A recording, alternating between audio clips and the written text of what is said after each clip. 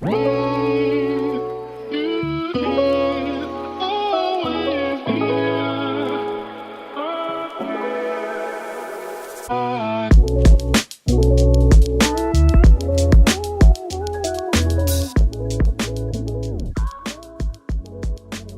everyone. Welcome back to the third episode of the Be Like That podcast. Today we got something pretty topical. With it being November and all, we are talking about men's health. So happy Movember, everyone. I hope everyone's gonna start growing some godly beards and mustaches and whatnot. Anyone have any plans for Movember? Anyone doing anything? Rafi, are you doing it with me? Yeah, so today I trimmed my beard and my mustache. Yeah. Starting fresh. That's what I'm talking about. Particular, you doing it? I will. I don't think I'm gonna trim though. I don't think I'm gonna trim at all. I think I'm just gonna keep it the way it is. I'm Yeah. gonna have a start and finish picture. Okay. If you guys want, since we have that Instagram now, we could do a start and finish picture Okay. in 4 weeks. That's an interesting idea. right? Yeah, we Okay, can but, definitely like- do that, something like that. So Okay. my question is, because I'll be honest, I've never up? been like a big no shave November type of person, and Oh, that came. I across, almost yeah. forgot Movember existed till you brought it up. So like, how does it exactly work? Is it literally just just let your beard / mustache grow out, or grow out just? I know Nikki, you specifically shaved or trimmed everything down but your mustache, and also you have quite the strong stash going on for all of our Oh my. audio listeners. I Um, mean, they don't see it. We gotta describe in yeah, complete I'm detail I'm how rocking the good that stash. stash I'm is. rocking the stash right now with the trimmed down beard. Generally, what most people really do, well, a lot of people like to start fresh, so they go cleanly shaven on November 1st and literally just don't shave for the entire month. The reason why the mustache became such a big thing is because a lot of people, or a lot of men who do it, end up growing a mustache a lot faster than everything else. So the whole mustache thing actually came back. I was actually looking at this earlier. So originally, Movember started out as a trend, as a way to actually bring mustaches back in style. And then it kind of turned into this whole, I guess, not movement, but like, I guess, tradition of not shaving in November to raise awareness for men's health in terms of both physical and mental, with prostate cancer, testicular cancer, and men's suicide prevention. So that's the general consensus of what Movember really is. And I've known about Question. it since high school. Real quick question: Yeah. Are we doing the drapes and the carpet? Oh, that's on you, bro. That is all Oh, on you. oh, That's- okay, oh, okay. Supposed to be done. I'm just gonna Oh, say this: I don't think anyone wants to check any carpets. I'm good with I'm that. not gonna go around checking carpets. Uh, So but let's I maybe wanna not. do it correctly. I don't Why think that bring was up up the for carpets? I want to discussion. know. bro, Do you Why want to bring up the know? carpets? I do want to know. How am I supposed to do it correctly in order to honor the tradition? You can, what, it can be like religion where it's unique to you, Yeah, right? yeah. It's very individualistic, so you can do what you feel is right. bro, if you hella lazy, hear that, if you want to okay. do it, that's all you, man. I'm not not gonna gonna do it. talk about the drapes here. I might do it. I don't know. I'm I'm not I'm not gonna talk about the tell everyone Okay, what I'm gonna on do. a Yeah, let's- hard next topic, pivot, yes. Because Hard I'm sure we're pivot. going to be talking about some hard-hitting / serious conversation topics in a moment. Yes. But you mentioned that Movember is a good way to bring mustaches back into style and whatnot, right? Yeah, that was the So original like, intention. just as like a gauge the room type of question, what kind of mustaches are like ideal here, right? Like What do you just to throw an answer out, I've always found it incredibly entertaining of that sort of like 1950s. Your mustache is really long and twirled at the end. Oh, You the know, you got handlebars. the little curl going, Handlebars. right? Yeah. No, not handlebars, because handlebars are sort of like down the mustache and then down the edges of your mouth. Yeah, right? I Like mean, the yeah. teardrop looking things. I mean, those are the handlebar mustaches of. that look like bicycle handlebars. I know exactly what you're talking about, and Oh, but I'm I talking also about know that about curl. the curl. I'm talking about the old curl. I do that also know you about the see on curl. a guy with a monocle and a big old top hat. Yeah, the curl. I've always wanted to try it, and the thing is, I've never let my mustache grow out to the point where I could try it. But the general consensus I've got from everyone who I've been like, hey, I'm gonna try to grow out the curly mustache is, no, you idiot, don't do it.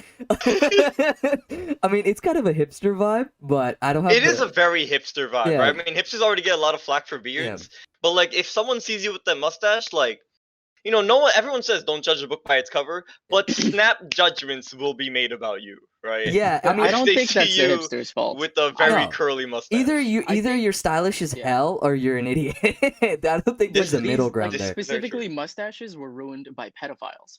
I feel like every time you Well, look at those weird that's a looking hot take. mustaches, you think Pedophiles. pedophile. No? Wait, like the curly mustaches? I don't think so. Not at Really? all. Okay. Are you Mustaches? saying mustaches What? in general? Like, are you saying like that sort of quote unquote curls. stereotypical The curled one, like the just not the double curled teardrop. one. mustache on top, like the hair on your lip type of thing? I'm Like, literally gonna send you a link of what handlebar mustaches are. Like, Okay, I'm I'll write saying that we're shit in. 5 minutes into this podcast and Pratik has said two wild what things the already. hell, bro? A This is handle? not me on the regular. I want to make it very clear. I am actually a really nice person who's not crazy. Defending That's yourself. up for debate at the moment. All right, so I'm gonna go pivot back to my original pivot. Ruffy, any I'm not gonna input talk the rest of on this. an This is Hannibal. ideal sort of mustache? I don't know. Like, honestly, if I get like a slick tip, like the one of those handlebar mustaches where you like curl this, like the sides, it looks stupid. So, just a regular old mustache that it's just on your face. I Not- mean, Like just a sort of no. like very plain, just like a nice just trimmed. a regular mustache, connects to your beard and all that. Nothing like crazy. Oh wait, connects to your beard, be like more like a goatee then, is what you're saying? Yeah, I mean, I feel like I kind of want a goatee. Ah, Yeah. goatees are Get the- always. get the I Tony feel Stark like look. I feel like goatees and like goatees is a certain look. I feel like It is, goatees it on is. like bald buff dudes. I think it works. I feel that's like it works the with that's most the brown vibe, men. isn't it? Right? Like Yeah. I've always had the logic of once you start to lose your hair, like on top of your head, Yeah. then you just grow out the hair at the bottom of your head, right? Well- Once you start losing your hair, you start growing out your beard, Yeah. and it sort of balances out. Well, Yeah. speaking of men's health, a lot of baldness is actually due to a very high testosterone level, which also helps you grow out your beard. So that's why a lot of bald men generally can grow out their beard a lot easier or have thicker, luscious beards. So it I works. did not know that. Like it's I like didn't a know it's that it's either. it's like a catch 20. Yeah, I guess it's a catch 22. Or it's like a Like I'm silver sure there's lining. exceptions to that, but that No, of makes course. sense as like a No, thing that happens. like I've never really researched baldness. This is literally off of random YouTube videos or articles that I just read about baldness. It's like most bald people, at least when they get medically tested, it's usually because of a very like not a very high, but a high testosterone level, like a natural testosterone level. Right. And because of that, you grow your beard a lot easier, or your mustache, or your facial hair, or whatever. Oh, Right. So that's why like the bald with the beard look is first of all stable, and second of all kind of natural. Right. I mean, Uh, baldness is one of those things that always comes. It can be a touchy subject for a lot of people. Is anyone right? afraid Like, of getting bald? Is anyone afraid? oh, easy. I'm I'm speaking right fucking now. I will terrified. shoot my hand up in the air Is immediately. your dad bald? Right. My dad, he. Yes and no. I'll just say yes because his head has gotten incredibly shiny in the last couple years, right? But like he's had a receding hairline for a very long time.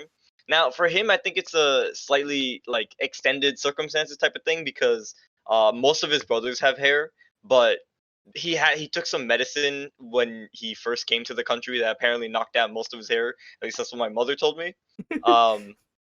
But the thing I'm getting at is like baldness is something that when I was little, children are insensitive and say dumb things without speaking. Of course. Right?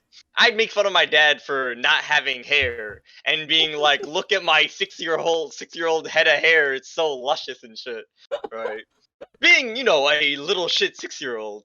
And, my dad's laughing it off, but I also didn't realize till later I was probably an asshole about that. Like, I Yeah. feel bad about that because, like, nobody likes to be made fun of for their insecurities, and like hair is definitely a thing that no matter what age you lose it at, it's a rough thing yeah. to go through, but especially so when you're like, when it's premature, right? For my dad, he was in his like 30s when when he started losing his hair, but like we know some of us know people who start losing their hair in their 20s, right? And it's just a rough process to go through. But hey, if you can go through on the other side and be bald and rock your face just as a bald head, great for you. All power to you. Yeah, I think a lot of it is confidence. Baldness really doesn't run with the genetics that I at least feel. I mean, not even feel like that. I know I have because of the way I look, and because of like all the genetics, like all of my features. Men on my dad's side have never really gone bald. At least in my immediate like family. Like my grandfather had a full head of hair, but they went white early. Like my dad went white or like Ooh. started to go white in his like mid 50s. No. My dad is in his mid 50s. In his mid 40s, he started to go white. But honestly, a salt and pepper look is not the worst thing in the world. Like That's a I'm down cool for look. it. That's a I'm down for a salt and desirable pepper. look to some Yeah, people. it's Yeah, not bad. Yeah. I feel like I could do a salt and pepper, but I've never had the fear of losing my hair. So maybe I'm like a little biased. So like I've never had the worry of like going bald because first of all, like because of the genetics, and second of all, I feel like I take care of my hair. But Mhm. there is that. Hair is such a big part of I don't know, like your own. It's For part men of at least. your. It's like it's part of what you present when you meet someone for the first time, right? It's part of your first impression. It's what you present to the outside world, right? Yeah. Yeah. I think for a lot of, I mean, with the topic that we have, like, I think with guys, a lot of guys really care about their hair. You know, the haircuts. Some people maintain it, or like try to make it like put in product and stuff like that. I think it's just a part of our identity. Like at this point, I think everyone, at least most of us here, we care about what haircut you get. We care about if it is it still up there, and we care about its health. Like I think that's men. A lot of times we get a lot of flack for being dirty. I don't think that. I think the hair sometimes is an exception. I think it's definitely one of those things where it's like, nobody wants to be the quote unquote dirty person, but there's a separate, no matter, people you can say like, oh, this person is pretty, this person's ugly, but like you can always appreciate like someone taking care of themselves. Oh yeah, of course, of course. Yeah. Do we finish that conversation about mustaches? I don't. Did we? I hard pivoted off of critique and then hard pivoted again, so Yeah, we we may get- have gotten sidetracked. Yeah, If this podcast ends up failing, it's because of me specifically for this episode. Yeah, I I blame apologize. you. I blame you already. But my opinion on mustache is more just like if you can rock it, bro. I think so much of like any look, is just confidence. Like it's so much of it is just sheer confidence, and if you can pull it off, it's because I don't know you have the I don't know the balls to try. I guess right. Right. Like if someone has like an interesting cut or some interesting style, like that's dope. Like that's straight up dope in my eyes. That's why I'm Right, like right. I feel like I've always been open to trying like different styles and different ideas. Like I was actually really considering a perm in during college. I was straight up considering a perm. Okay, so Like with I'll curly be hair? honest, I'm ignorant about that. Can you explain like a perm to me? Like I get Yes. it I kind of get it for girls, but even that, like I don't fully understand. Like, Um, is it the same thing or like have what you would a perm for men look like? I mean, just Google like a guy with a perm. But the thing is, essentially, what it is it gives you the look of having curly hair when you don't have curly hair. Perm is like, have you ever seen like the rolls? Oh, Have you seen like when women have rolls in their hair and they have like a hair dryer on top of it at like hairdressers? yes. That's from what I know. That's a perm. Oh. That You'd is a look perm. like every bit like okay, I'm generalizing here for a second, right?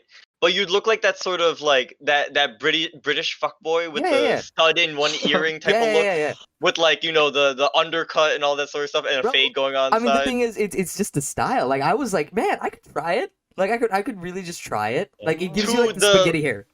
yeah. It's To the that two ramen British noodle hair. fuckboys watching, I have nothing against you. We're not big enough to have any British people Yeah, don't watching. worry So about it, bro. maybe two, maybe one. On a lucky day, three of you guys, you guys are really chipping in. But I like just exploring different styles. I feel like it's such a. I mean, if you have if you have the idea for it, like give it a shot. Hair in at least if you can grow it back, hair generally grows back, or your style can Yeah. always change. You can always buy a shirt or a jacket that's different and just either never wear it again or return it. Right? Like it's always the attempt of trying. Like I was talking to one of our friends recently where he was telling me he's like, yo, Nikib, like I wear a lot of denim, right? I love my denim jacket, right? We and the only reason like he's like, oh, it really suits you. I was like, and he's like, oh, I don't think it would suit me. I was like, the only reason it really suits me is because I wear it so much. Is Right. because it just became like I put it on, I liked it, and I just constantly wore it, or at least I wore it often, and eventually I guess certain people just saw me as like, oh, Nikib can rock denim, and I'm like, okay, well, that's just because I liked it. That's all it is. That's straight up all it's been. Okay. To an so extension, you with could this- even. Oh, I'm so sorry. You go. Okay, so with this theme that you were talking about, how if you are confident enough, then you could rock anything, right? Yeah. I I think so. think that works to an extent Yeah. because for Post Malone, when he was first getting big, when he was like a little bit chubby and he looked dirty, I think there was a meme going around that some girl hugged him and then threw up because he smelled so bad, right? But like Post Malone, I think we can all agree is like a very confident looking guy. He's very happy all the time. He Yeah. never looks uncomfortable in a room, but everyone believes that because he looks kind of dirty. I don't think he could rock. I don't think he was rocking it back then. No, I So I mean, think it works to an extent. yeah, like yeah, that's like the asterisk around it. Like Oh, okay. I'm not gonna all of a sudden go around wearing bright ass colors and like if I like it, I'm gonna Yeah. keep wearing it. But it's all comes down to your own personal judgment of how far you can really go. You know what I'm saying? Everyone has their own That could style. go back to what we were saying before about like, it doesn't matter how you look. If you take care of yourself, you can sort of put forth that persona of like, you're confident and like you're comfortable with yourself. But also, I guess in the example you're giving, like he's confident, but if he also doesn't take care of himself, that's also kind of just Yeah. that's kind of gross. I don't like this is a me thing. If you smell Oh bad, no, I it don't want didn't to be near happen. Oh, the No, smelling bad is it always the was worst. like a like joke Keith knows that this for got. sure. There's a lot of people in my life who know this for sure. Where I'm just like, if your very presence is like an affront to the people around you, right? Just your presence in my radius is a problem. It's like I gotta see myself out as quickly as I possible. have an anecdote for this, but Pratik, you're gonna say something. I don't think I was. No. Either bro. he wasn't or he did and he backed out. Okay. Both of those are probably okay right now. So I feel like we could talk about this for a little bit. We're all Bengali. We come from, this like there's a stereotype about South Asians or brown people about how we smell like curry and shit like that. How often have you guys experienced what Tamid said? Like when someone's in your presence and you just can't stand it because of like how they smell. How often does it happen? Yesterday, bro. Fucking Alright. yesterday. Go ahead. Oh, okay. Pratik was really quiet right up until right now. This is Go great. ahead. Tell us about your Okay. smelly friend. So no, it wasn't my soul. It wasn't a friend. It was my dad. He was Oh. cooking like Oh, mullah oh. or something. It's like a really smelly vegetable. I swear to God, it smells like actual ass. Right? He was cutting that shit up, and I smelled it from the bedroom. Right? And that's like fucking 7 turns away. And I like leave thinking, damn, like someone farted in this house and it like spread everywhere. It turns out he was just cooking. It was before he cooked it too. Like, and it stained his clothes. It stained my clothes in the 30 seconds that I was out there. Jeez. Do you remember what like fruit or vegetable it was? It was mullah. I don't know what that is in English. Is that jackfruit? Mullah. Was it like really spiky? No, it wasn't Jackfruit is Blah, blah, kathal. Wait, Oh, mullah? never mind. It I think wasn't that's katal, no. radish. Maybe Is it was, like, jackfruit white. the really was smelly huge fruit and that white. I'm thinking of, or am I Yeah, mistaken? jackfruit's pretty smelly. It's our national fruit, apparently. Well, that doesn't help our case, does Yeah, it? It yeah, doesn't help Yeah, to say it's a No, radish. It's a radish. Oh, it's a But radish. we're also Okay. known for having like a lot of smelly foods. I mean, we do. Yeah. I mean, I spoke about this on the last podcast, but my mom smell is really one of my mom's like biggest like I guess fears about like us as a family. It's like I'm literally like if she's cooking, the doors are closed. They might as well be locked, right? Like all the doors in the house are closed and all the windows are open and the back door is open. If I'm literally like say if I like came home and my mom's cooking, she'll look at me and she'll be like, "Why the hell are you in your jacket? Go change right now before you even talk to me." So like, it's a very big thing in certain households. But I've had close relatives where I go to like their house and it's unbearable. Where it's not even like curry, it's just po. And like they're my close relatives, kind of, sort of, but I can't say anything. And I'll tell my mom, and my mom will be like, "Yeah, I know." And it's just and it's like I just don't want to ever go back. You know what I'm saying? Or like I've never experienced with like people in like school, like after middle school. Obviously in middle school, like everyone's like their body's changing. We talked about that, right? Like their body's Yeah, changing, right. and like people have BO. Yeah. But after like high school, or like in high school, or like even like in high school, I'd say in high school is when like honestly outside of like post gym, I never really experienced it. Like nowadays, if I go out and I hang out People with learn to deal with it. yeah, like if I hang out with generally anyone that's in our generation of like brown people, first generation Bengalis, I don't really experience it as much anymore.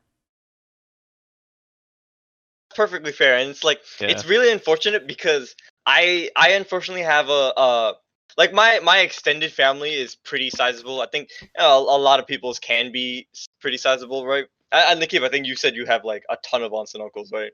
Yeah, I do. But like I have this one family on my mom's side. You know, everyone on my mom's side, you know, well groomed, make sure that when they cook, everything's like the doors are all closed, windows are all open, everything's ventilated. My mom is definitely a huge stickler for that because, like, you know, nobody wants your jacket to smell like brown, Illusions. like curry or Really? shuki or whatever it is that's being cooked. On a side note, my mom won't cook like there's a difference between aromatic foods and like just really strong like scents that never go away, right? Never leave your furniture. So she doesn't touch those. But there's one family on my mom's side that for some reason always smell terrible. What? Like Like what? Like smell like what? like it's like a mix of like we know their mom doesn't care about closing doors when they cook, right? And we know they'll keep like the closets or whatever open while they're cooking, so their clothes are just absorbing all the scents that are being cooked, right?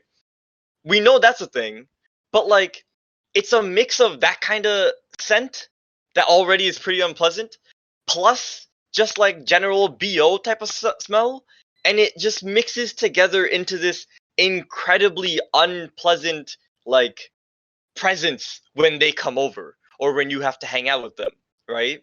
And it's like the mom and the dad clearly understand how to be clean and how to smell, you know, presentable. But for some, they have two kids, right? One being like 3 years younger than me, and another being 5 years younger than me. They smell terrible. Like when I was little, they would come over. You know, I would give my cousins like a controller just to play some video games and kill time, because you know what else are you gonna do with little cousins? And he would sit on my bed and play. When he left, the spot he was sitting in smelled like him for like What? the next few days until I was just like, I'm just gonna put my blanket in the hamper and get that washed, right? Like it got to a point where when there was a big wedding in our family, everyone on our side was like someone should tell them not to sit next to the in-laws so that the in-laws don't think we're all just a bunch of people, like a big smelly family. It's just them, not all of us. It was just like Smelly family. yeah, no, it genuinely, it was like it was the first time like everyone like knows it, right? Everyone acknowledges it. No one wants to talk about it. No one wants to tell the family like, yo, your kids smell terrible, right? Like how do you tell that to your aunt and uncle, right? Maybe Yeah. my aunts and uncle or my parents could say something, but like yeah, everyone's a little too sensitive, Well, unfortunately. I'd tell my sibling. right? If it was my sibling, I'd tell him. Right, exactly. If it was my like yeah, if my mom went to do it, sure, but like you know, the siblings don't want to tell that family. Yeah, Right. that's so sad. They just don't want to, and because they don't want to, because they're avoiding the topic, we're all there at our in-laws' house, and all of the in-laws are there, and it's the first time I saw my cousins and my aunts and uncles all just be like, please get them away from those like that side of the family so they don't judge the entire, you know, all of us as like a dirty Brown family. thing. We're all very clean. Please, dear God, get them away from This them. is the most brown fucking thing that you could possibly say. Brown You know? people are super judgmental. Okay. Like No, it's but not I mean, just the smelliness. The BO it's, stuff is it's a yeah. lot of it is what's the word? It's cultural. Like people over there don't really use it like I mean, that. You use Well, at like, least and the my thing is, family. it's more, not the word is not acceptable, but you're numb to it. You know, when you're Mm. surrounded by it, like say if your entire family just smells a certain way. Like for example, like you know the idea of like this is like we'll get into this later, but like you know like if you have like a shirt of your significant others or like your hoodie, like someone has your hoodie and like it smells like them, right? Right. Yeah. You don't Yeah. smell your own scent, do you? Like Right. No. unless You really, never like, smell your own smell it. pheromones. Right, like I don't smell like I mean I know like yo bro I feel like shit I'm gonna go take a shower, right? But the thing is like when I'm normal I don't feel like I have a smell, you know. Right. But everyone has like their own But scent. you're still giving off a scent at all Yeah. times. Yeah, exactly. So it's that idea, but sometimes it's just a little stronger, you know, and it can happen. And the thing is that the best thing you can do is that like especially when you're in a culture where what you smell like really means it could mean like the best for you or the worst for you. Like, think about it. It's like, you know, when I get commented on, like, oh, you smell good, that makes me feel better than, like, hey, Nikki, you look good today. Like, That's I a don't know, fat flex. right? That's Like, a but the thing is, I flex. don't wear a lot of cologne or anything like that. And I don't actually, many of the time, because I don't wear cologne. I don't get that a lot. So when I do, and someone tells me, oh, Nikki, you smell good, I'll be like, jam, thank you. No, um, you were saying before that like everyone has their own way of dealing with it, right? And it's like that's interesting because when I go out, I almost always like one quick spritz of cologne and then I'm out. yeah, yeah. But a lot of times, for me at least, it's it doesn't last, or at least maybe it's just the cologne I have. It doesn't like really work that much. But um, I think we should move on to the Oh topic yeah, yeah. of the This week. is Yeah, we've vegan talked about stuff. yeah, it's been 25 minutes. Okay, so this week we're gonna really be talking about some deep stuff. Like, we're gonna be talking about men's health, specifically mental health for us at least, and a little bit of physical health. And we're gonna talk about the idea of how, I don't know how to put this. It's your own fuck. What am I trying to say? Are we talking about the sort of like how like taking care of yourself part, or Yeah, is this the taking care of your own mentality, taking care of your own mental health, trying to okay? be Mental health. like Okay. somewhat understanding of who you are and what you kind of really need, and what a lot of men are really are sometimes, like not getting, or like lacking. Okay, besides the point, let's just jump right into it with the first thing. So guys, I swapped over the topics. Topic two, I want to get into this question. How do I feel like a person? So this was a Reddit thread. This was someone asked this on Ask Men, and I thought it was interesting, and I thought we could talk about this. How do I Mhm. feel like a person, and not just the sum of my career and utility while dating? I feel like a lot of men, generally, like, what's the first questions that you're asked on a date, or meeting someone is, What hey, do you do? what do you do? And that's like generally, like, it's, you could say that's That's an a fair American thing. question. Like, that could be an American thing because of how culturally we are focused on work. But it is also um pretty factual, right? Like, it is like, oh, like when I'm unemployed, I really didn't. I was like, yeah, so I got out of school and I'm looking for a job. I don't really do anything right now. So what do you guys think about this? And then I'll share my thoughts. That Okay. one's a Well, I really guess interesting one. Oh, do you want to go? no. You got it, Tamid. No. No, the thing I don't like the issue with a question like this, right? Not issue per se, but like there's never like a quote unquote right answer here, right? So we're all just gonna be spitballing ideas. But I think the biggest thing is like it's like it's both a part of like how you see yourself and also how you think others see you, right? And what I mean by that is like if you see yourself as just as an example, like just got out of school, don't have a job, I'm just figuring things out versus just got out of school, don't have a job, I'm being a deadbeat, right? That's two people in the same set of circumstances, but seeing themselves very differently.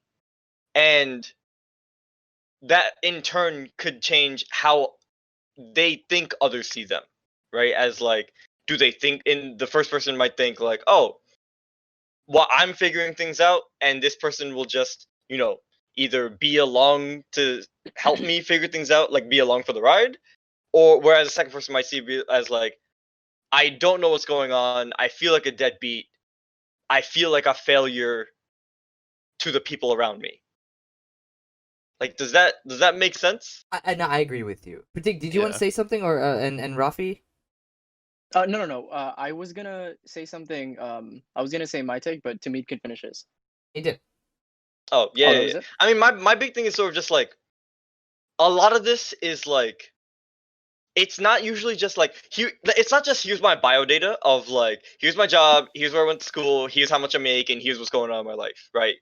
But it's also like what you think of yourself Yeah, a lot of is people. heavily dependent on what you feel like others see you Yeah, a as. lot of people define themselves with their job, and well, I want to get into that in a bit. But Pratik, Well, I mean, I feel like your entire life you're kind of working towards your job, you know, with school, with the side things that we're doing now, the side courses that we're taking to improve our resumes. I feel like it just makes sense to define yourself with your job, since that's going to be what you're doing for the majority of your life, right? And in your career. Mhm. I think to counteract that, to feel like a person rather than just a cog, you would have to find, while dating. Oh fuck.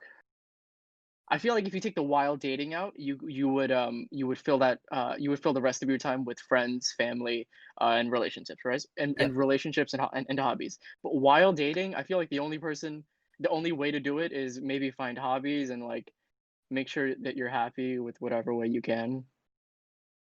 Yeah. Yeah. Yeah. Because I I agree. do feel like I do feel like my worth right now is a career and utility.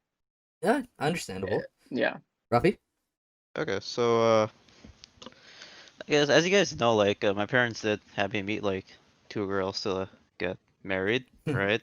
Um, so like it did sort of just feel like they're sort of just checking off boxes for like my worth as a person.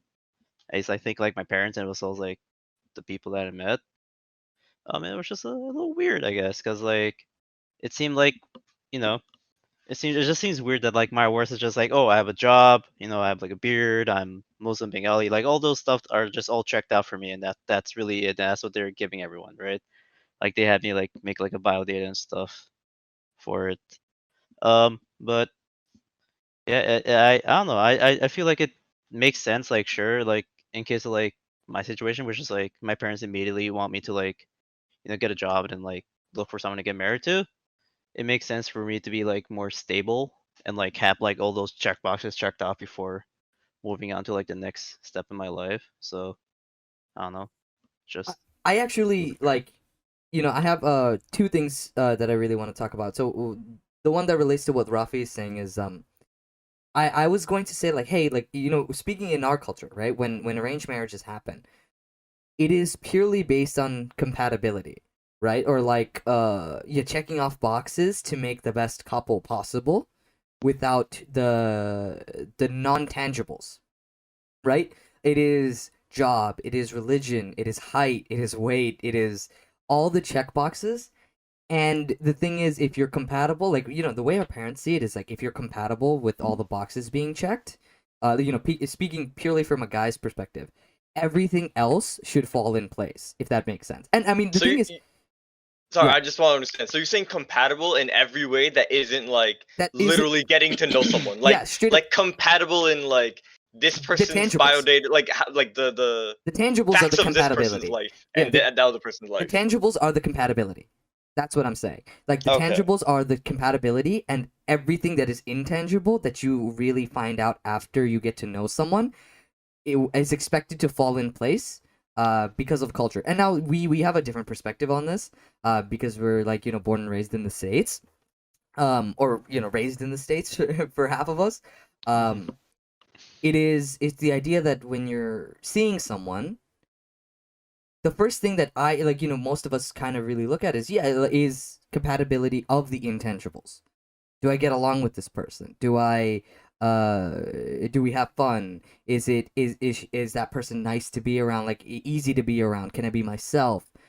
And then the compatibility comes, because generally the most times you're seeing someone is when you're young, before you have your life really set. And I mean, that's our perspective, because we're early 20s. Most of us are early 20s, Yeah. and or just in our 20s, and that's all we have to go off of, right? So like feeling like utility, I feel like this is very much a question that like a lot of people ask themselves after they get a job, or I mean even in school, is, hey, what defines me is what school I went to, what job I have, how much money I make. And with the whole thing about the job, what I meant, it was like an American culture thing. It's so, work is such a big factor in American life of what you do. It's really the definition of who you are in our culture, of both Bengali culture and American culture. And at least for me, I never want my job to be a major part of who I am. Like, I mean, yeah, it is what I do. I'm saying, if I were to put in percentage, I would say my job should be 50% of who I am, right? And 50% is literally my personality, my relationships, my friends. That's the other 50%. But and then I do understand the concept of being ambitious and making something of yourself. I just always have this mentality. At least recently, I've had the mentality: is I'm not gonna die for a job that'll replace me the week after. No company is going to fucking mourn my death. So for me at least, a big part of it is I would like to be seen as more than a utility. Makes a lot of sense. I think the biggest thing like I can agree with you on is like if you're proud of your job, like that's great, right? That it's great to be like, yeah, I'm so and so position. This is what I do. But like, I definitely understand like the idea of like that should only be like half. Even when you're saying percentage, it's gonna be like 40, 50%. Like that's part of who you are, and the rest of it is like what do you like as a person? What do you do in your free time that isn't just working, right? Because like there's only so much time you can spend working until you just give yourself up as like I am a cog in the machine. Corporate will just use me, and then HR will spit me out once I'm done and I've been overused You've been slash rinsed. yeah, Yeah. right. But like especially when it comes to like corporate jobs or I mean any large companies, it's sometimes and of course this changes company to company. Some companies do a great job of employee retention because they treat their employees like human beings.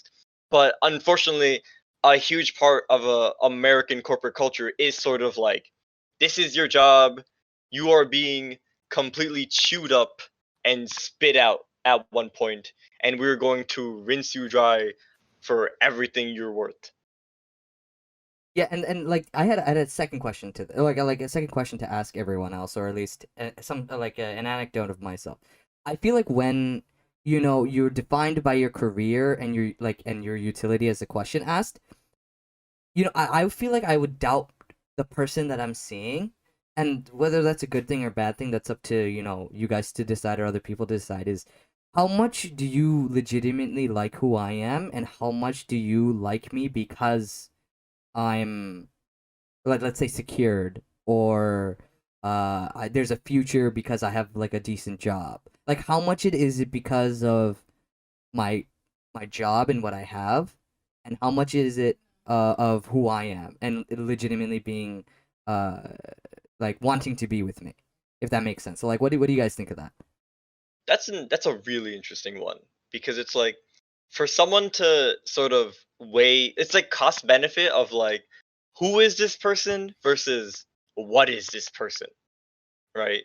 Like do I like who this person is, who like who this person's personality is, what they're like, what they're into, versus like, all right, they got a job, they'll take care of me and whatnot, right? And the thing is, that extends to both genders, right? Because like, it can very much be like, all right, the wife or the husband are more successful than the other, and be the main sort of breadwinner for the family. Take Rafi? Okay. So I've so funny thing, I've shared like with my parents before that were like, if I were to have like a wife and my wife is like, oh, she wants to work or like, do something with her life, I'm okay with that, right?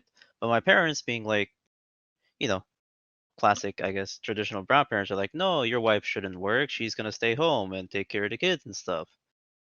And I don't know, it just sort of bothers me that like there's always that like mentality within my household where it just seems like the guy always needs to do this and this and that, and the woman has to do this, this and that, and there's like no sort of like mixing or like intertwining between those roles anymore. At least Gender within the roles.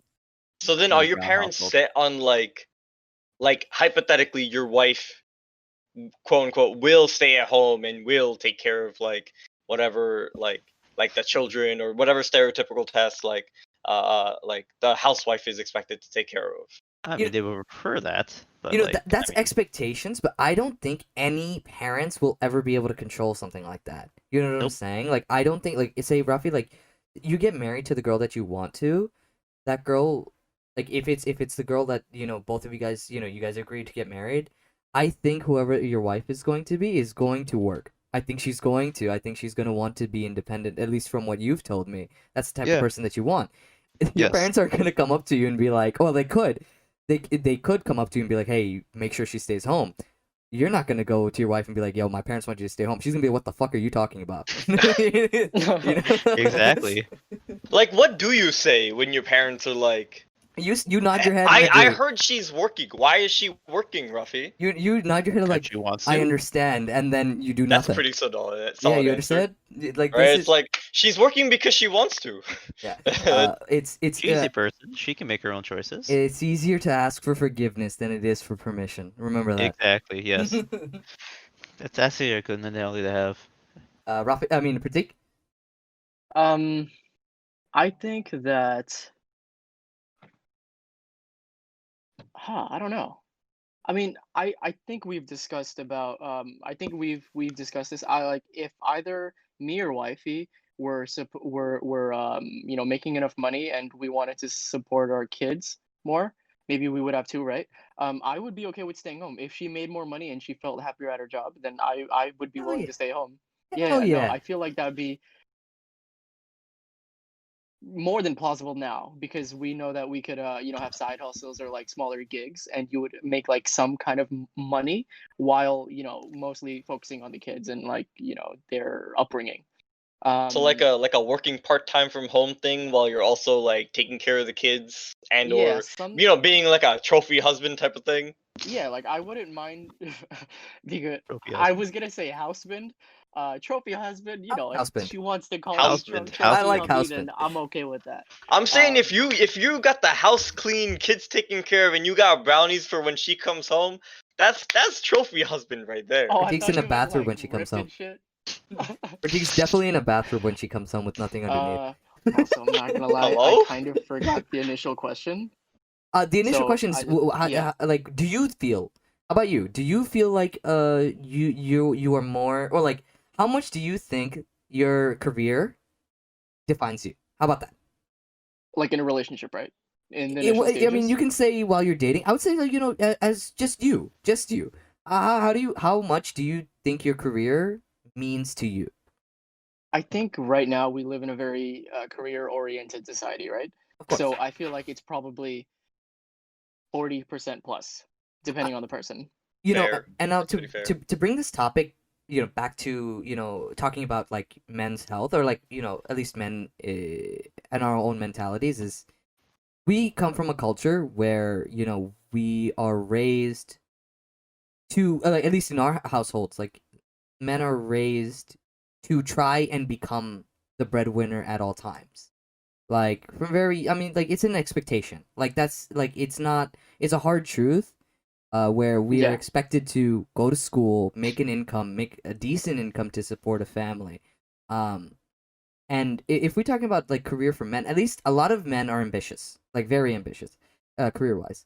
I hate to say like that I'm not ambitious. I guess my biggest thing is what makes me happy isn't a big house. It isn't anything like that. And you guys know this about me. The small things make me like chuckle and laugh. Like, it's the dumb things that I take, that I have happiness from. Right? Like, I've always said, like, a white picket fence is my dream, and that's all I really ever wanted.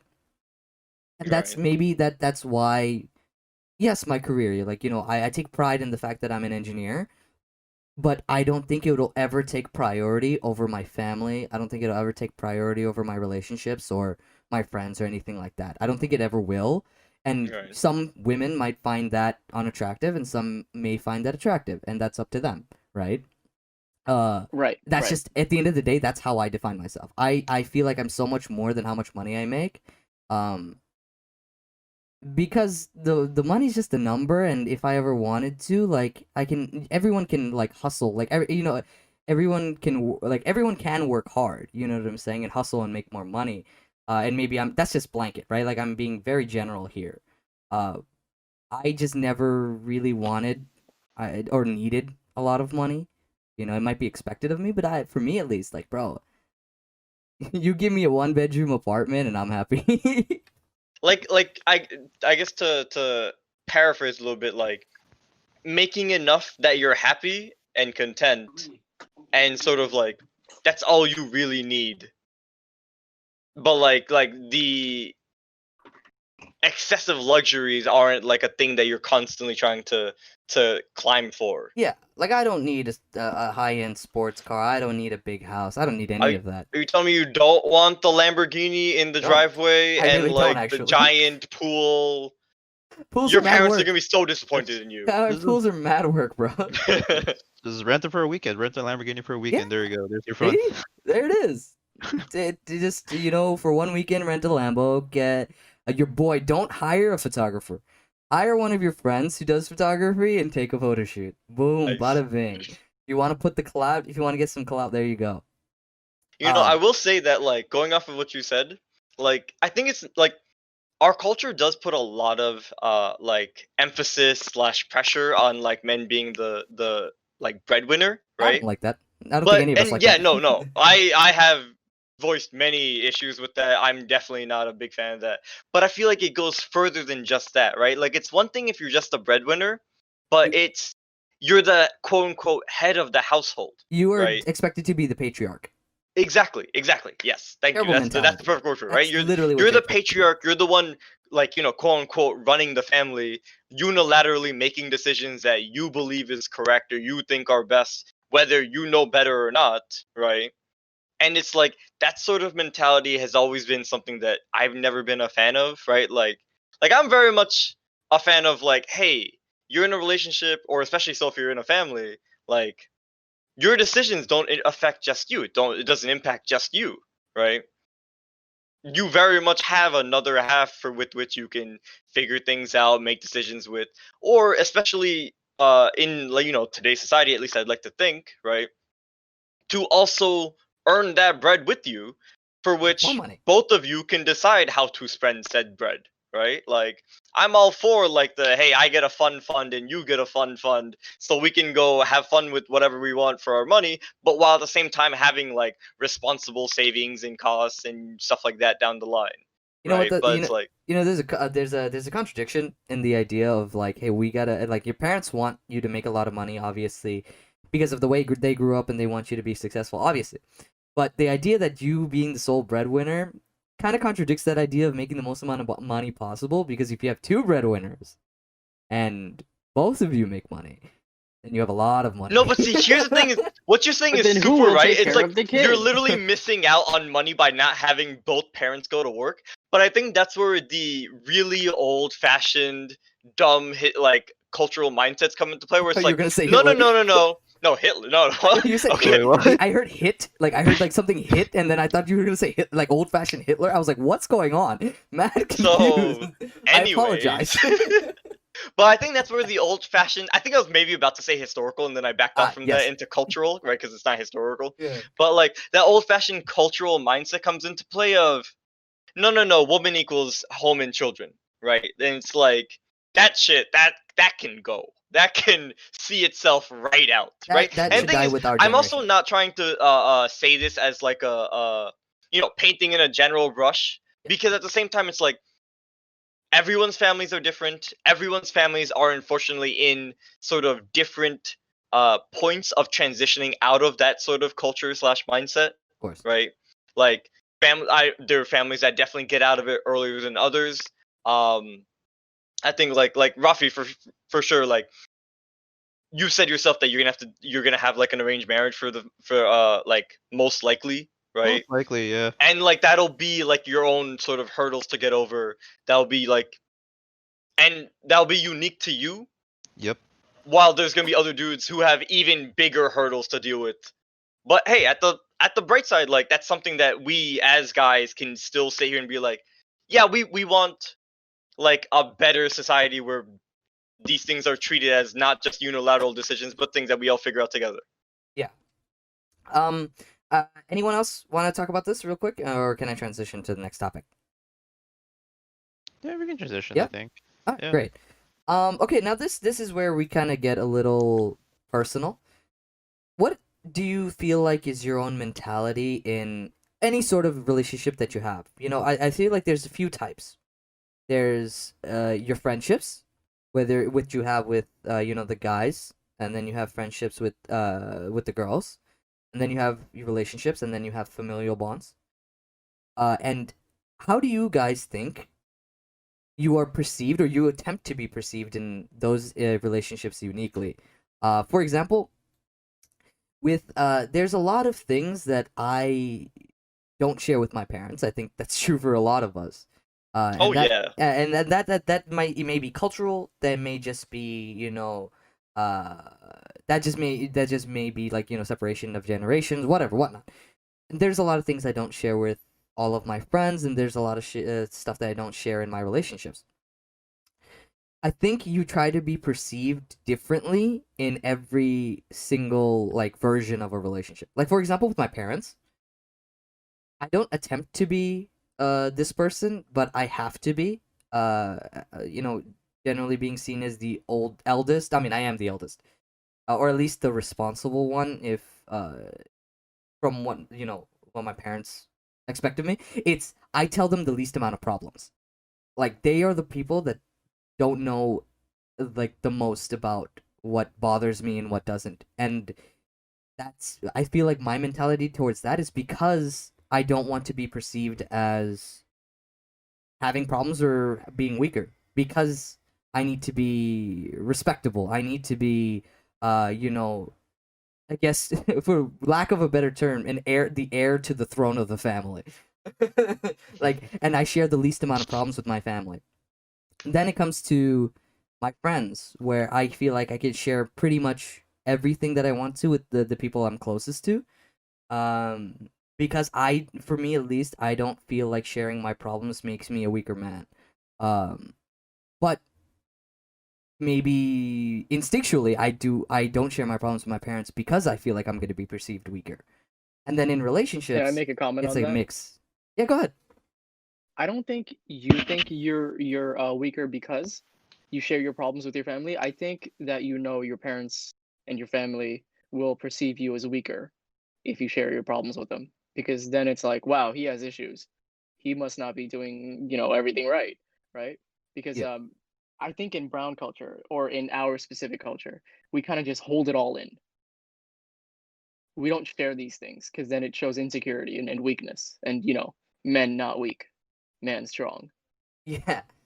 No, I feel So that, yeah. And I feel like the people that I trust the most with my best friends is uh whether it's advice or anything like that, it's the idea of like I just need to air certain things out. Like I'm not a type of yeah, person to keep a lot in. I really just need to get it out there, at least off my chest. And sometimes like it gets bad. Like everyone has like the lowest points in their life, and doing it all alone, I guess like I try my best to like not be alone when I feel the loneliest. I Yeah, I think think that's that's good pretty fair advice. because especially like I mean, as much as it sucks, like parents sometimes feel like it sometimes feels like you're living like a double life from your own parents, right? 100%. Like the persona of you they see and they quote unquote know about is almost entirely different from like your persona at work, with your friends, with your loved ones, like literally everything cumulatively is just different from the double life you live from your family, right? And it's like it's a pity because in theory your parents should be like and this isn't to say that they aren't for everyone, but your parents should be like that's the people who raised you. They should be the most understanding, arguably maybe like if not number one but somewhere in the top five of like the list of people you can talk to.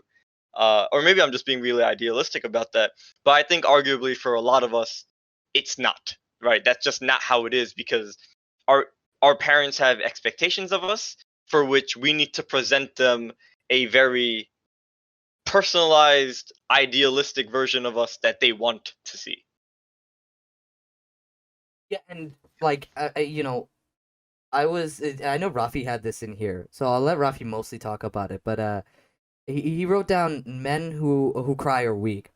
When I mean, the thing is, the people who see me cry the most are probably gonna have to be my parents, even though I try, like, it just doesn't happen at all, like, often. Because I'm at home, obviously. Like, and when there's certain points in my life where like I just want to roll up into a ball. My parents never like. I mean, because I know their response already, and I also know uh what they're really gonna say. I don't tell them anything. And Right. with my friends, I've cried in front of my friends. Yeah, I've cried in front of my friends. But those are, again, low points. And I really want to ask, like in a relationship, right? Like I have not, at least a lot of the times, I wrote this down. Uh, I feel like I diminish my own problems, or not diminish. What's the right word? Where Is it you like lower, bottle up slash not bottle up, minimize? minimize, Minimize? minimize. Yeah, Minimized, like, I think. I Minimize, minimize my own problem. Like where I'll be like, oh, it's not a big deal. Like I'll take care of it. Well, yeah, I mean, I'm gonna end up taking care of it. Um, but I do it. I don't actually know why I do it. I feel like I do it because I want to minimize my problems and I want to focus on the problems of my significant other. And maybe it's because of my own perception of myself of, trying to help someone else more than I like, care about myself. But I do that a lot. Like I've noticed that. Like where problems that really like have been a burden on me or something that I don't really want to talk about, I don't really say anything to my significant others. Or at least I feel like maybe they're not really that much of a big deal to share. I don't know. Have you guys ever done that or experienced something Yeah, like that? I yeah, can I definitely do feel you that. on. Um, I do that mostly because I don't want to seem like a lot to take. Especially when I first meet someone, I don't want to feel like I'm too much of a burden. You have a lot You of know? baggage.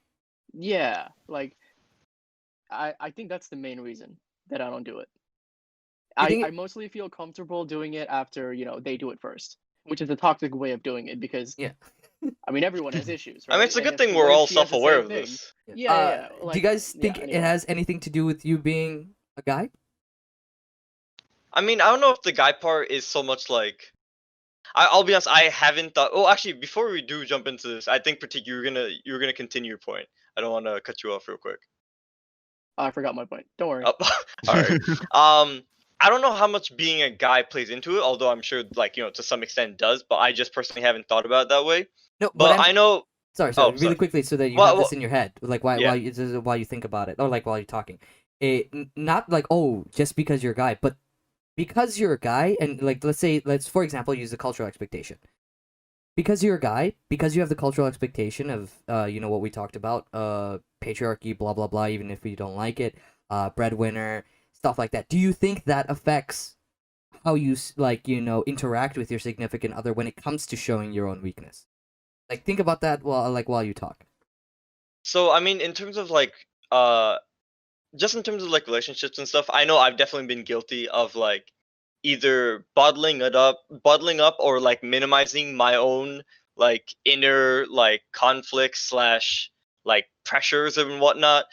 And a lot of it sometimes just tends to be because like I feel like I don't want to burden my significant other with those feelings and problems, right? And it's like I know that's very much a double standard because like if she wants to talk about something that's upsetting her, or if she has something that's bothering her, or if she just has any quote unquote problem, I'll drop whatever to try and help that out. But it's also but for some reason I always inherently feel the need to be like, all right, my problems probably aren't a big deal. I don't need to throw them at other people. But at the same time, like I should be, because that's a two-way street, right? It's also for your own health, right? It Like is for you're your own health, right? Like bottling these things up suck because at the end of the day, like eventually at one point or another, that bottle will fill up and it will sort of like it'll blow, right? um Or it'll pop or it'll crack, and it's like those moments are never great, right? And it's like it's much healthier to let it out, like talk about it, share those things, even if I do feel like I'm burdening someone else. Like if I expect someone to burden me, it's only fair that I should be able to burden them, if that makes sense. and I mean I'm gonna share something that like I've mentioned it before and I want to keep it like short. And I'm afraid that I'm gonna continue doing that in the future. I'm legitimately afraid that I'm going to still be like closed off because unfortunately in the past I've had situations in which I've shared my problems and yeah, I diminish them, but where they've been minimized or diminished in front of me has affected me greatly.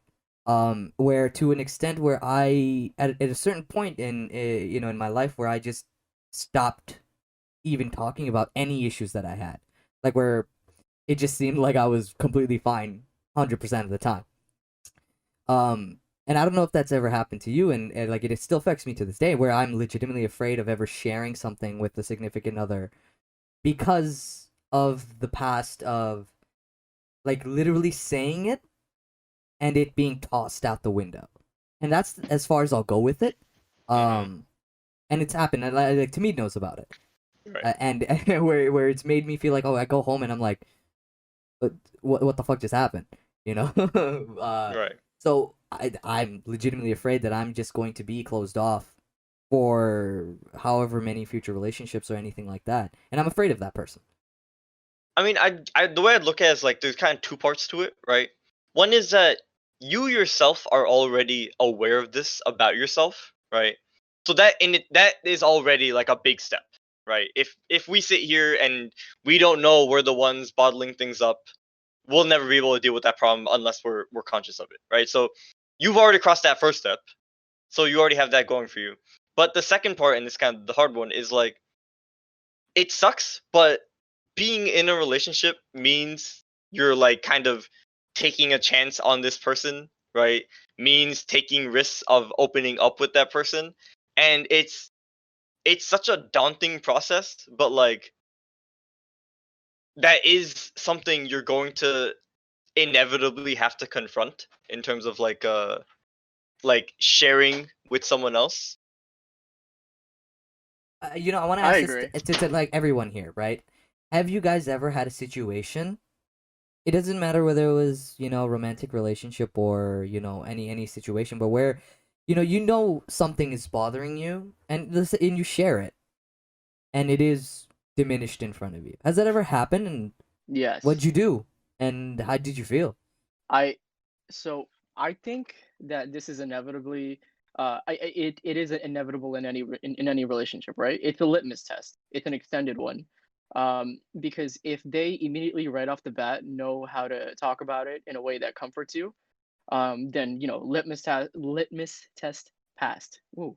But if it doesn't go well, if they're maybe minimizing it or not treating it as if they don't know how to deal with it, right? If they don't know how to deal with you in this situation, maybe they can learn. Maybe you guys can communicate, talk about it, see if it maybe it can get better the way she deals with it. If not, litmus test failed. But if yeah, then it's great. Then it works out. Has that ever happened to you? Yes, I don't want to talk about Understood. Understood. Perfectly it. understandable. Coffee? Anything? Right. Yeah. So like, you know, how you guys are talking about like, bonding stuff off from like your family and stuff. Like, part of the reason why I do that is just because like, if I tell them something, chances are they either just try to find someone to blame or just blame me for it. So as a result, I just don't really tell my parents anything anymore. Why are you depressed? That's always the great one. No, it's just like if I find someone I really trust and I feel like I trust them a lot, then I'll be more open to them Yeah. more than anything. Yeah, I would say with my closest friends, um, like with you guys and with a bunch of my like friends from high school and stuff like that, I generally am not afraid to like legitimately share what's bothering me. Um, and whether like it's good advice or bad advice, it doesn't really matter because at the end of the day, it's some person or someone to uh help you, no matter which way how they do it. Yeah. That's fair, Damn, yeah. damn guys. Can I can No, I I mean can I make like a quick We insertion? expected this. Go ahead. So about so when you're in a relationship, right? Or you're maybe in the dating phase for someone, even in the early stages, you always ask other people for help. But the thing is, they don't know the full context. Um, so it's always it's always hard to give them advice. And I always find it strange that people, ask for advice. And usually when they ask for things like that, I give them my honest opinion, but I usually put um a disclaimer saying that like, yo, I don't know what's happening in the What's best? situation. You shouldn't take my advice. Oh, so what's the question? Oh no, that's just it. That's Is just that like Oh, a the just in PSA? general, you get Um, I advice from watched a people who Susie. don't want to give Yeah, advice. like that happened a lot. And I feel like also I'm single. I've never had like a successful relationship that lasted longer than a a couple months, right? But also I was reminded of it because I there was a Swoozy video that came out, and he brought up the same thing. People keep fucking asking the single people for advice, bro. Anyway, we could. Sorry, I don't know where I that mean, came from. no, the whole advice thing is no. I agree. Like, if we want to talk about the whole advice thing, is um, you pull advice from your own personal experience, and I mean, I said this when I used to teach. The thing is, the best teachers in this world is failure and an experience. Is I've gotten advice and I've dodged pretty much all of it until I learned I've made the mistake. Um, like way too many times. Because I mean I'm stubborn. Uh, so like it'll happen. Where I this just is don't true. listen to He's someone. very stubborn. So I just won't listen to someone. Incredibly stubborn. And the thing is, at least for me, is I know I'm gonna fuck up, and I'm willing to fuck up because I know that's the only way I'm gonna get it in my head. It's like the whole advice thing is you do it because someone asks, but whether they follow it or not is up to them. And if they choose not to, and they make a mistake and they fuck up, then again they have to learn from it.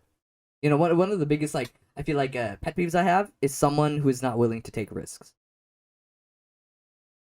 Like for your own, like when Like, for what your you're own looking benefit. for in a significant other. Oh, I'm okay. saying like in general, like you know, if I'm talking to someone, right, and it's just it's not like, oh, I haven't experienced something. It's the making the uh voluntary choice. Like, oh, I'm not gonna do it because I feel like I can't. I Right. feel like such a pet peeve. I like it's just like, bro, just try. Just try it. If you don't like it, you don't like it. And that goes to anything. Whether it's like, bro, let's go snowboarding. Like, nah, bro, I can't do it. Like, what do you mean you can't do it? Have you ever tried it? Like, I still suck at it. Something like that. I don't know. It's just a small pet peeve of mine. You know, that's interesting. I'm actually now curious about like everyone's pet peeves in a relationship, or like what they think would bother them the most. Like Pratik, what would bother What? you the most in a relationship? Wow. If they had a penis. Oh, yeah? Oh, okay. Okay.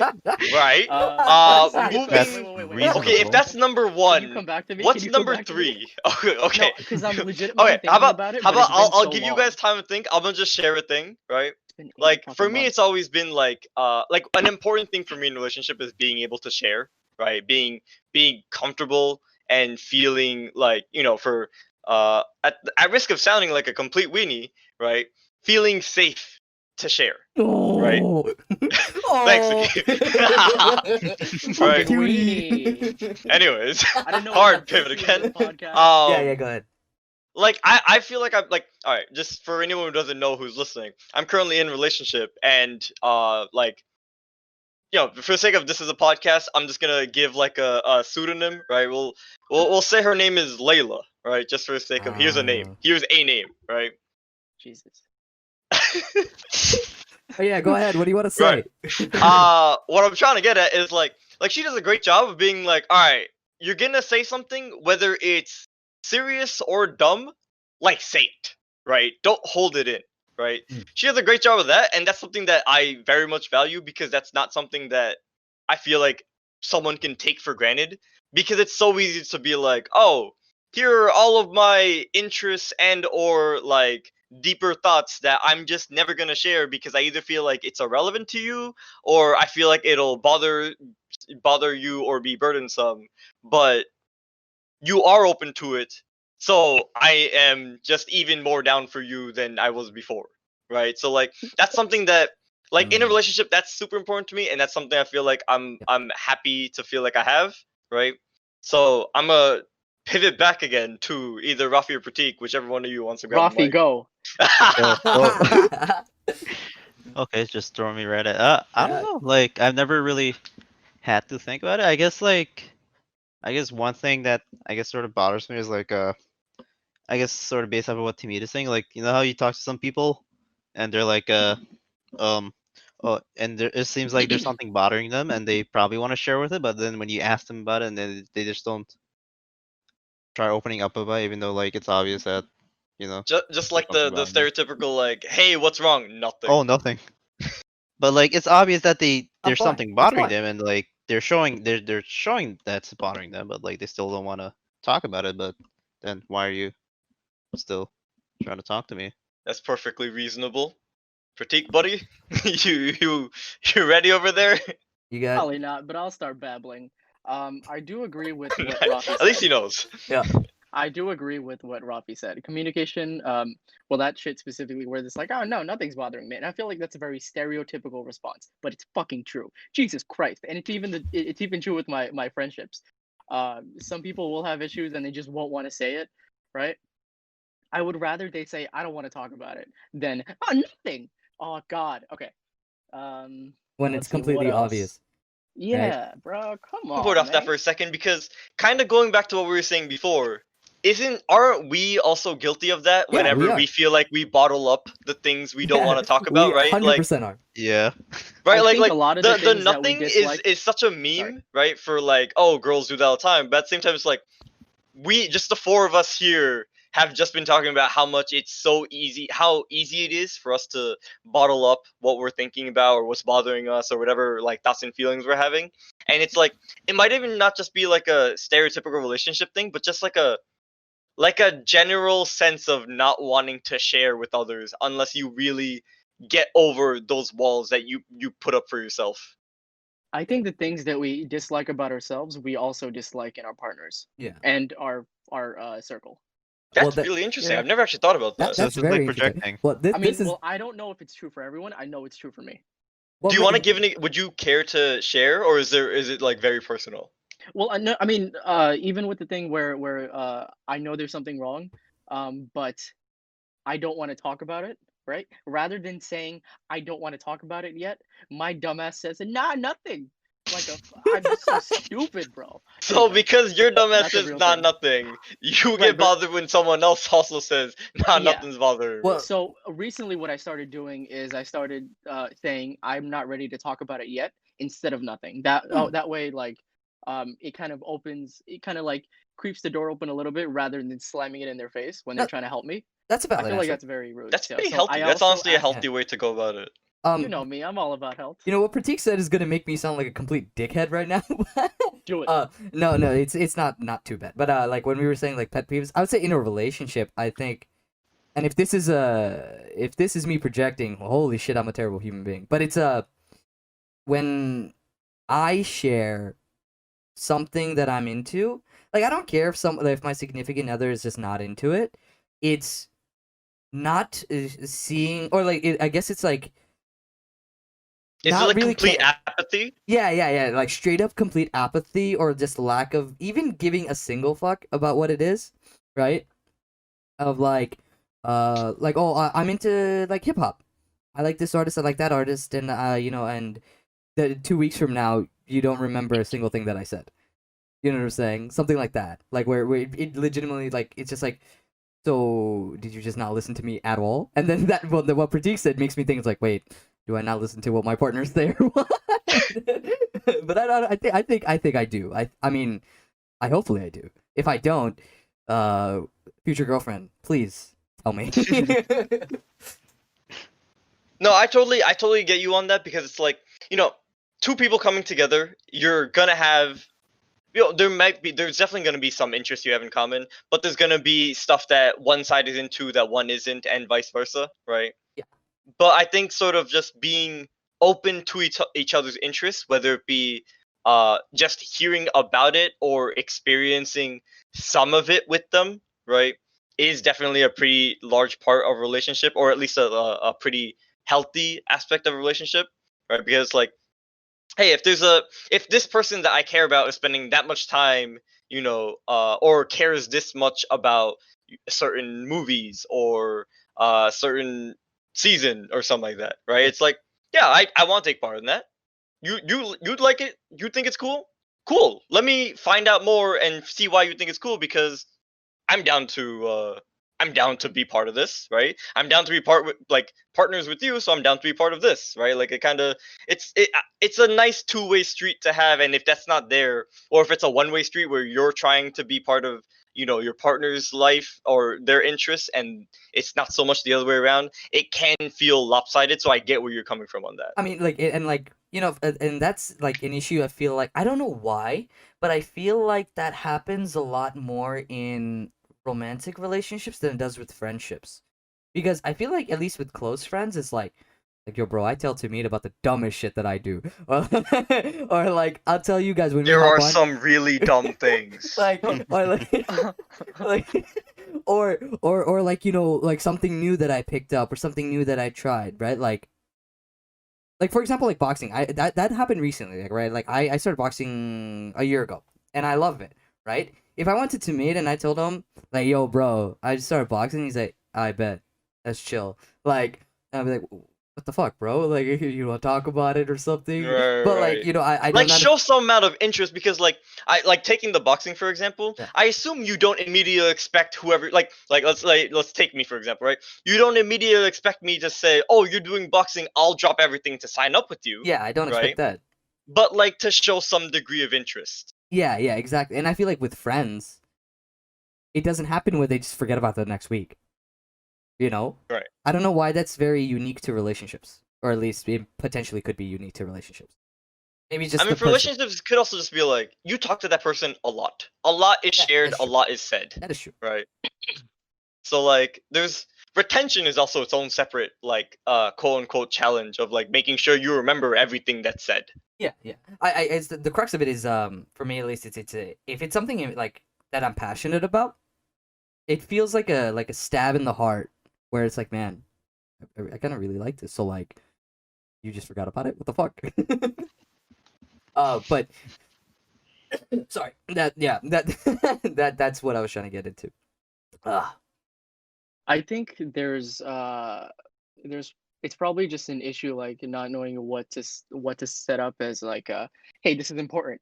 I need to remember this, and I can forget about this. It's not that big. It's not that big a deal because that kind of happens with my brother and me. Like we'll tell each other really important things. It actually happened today.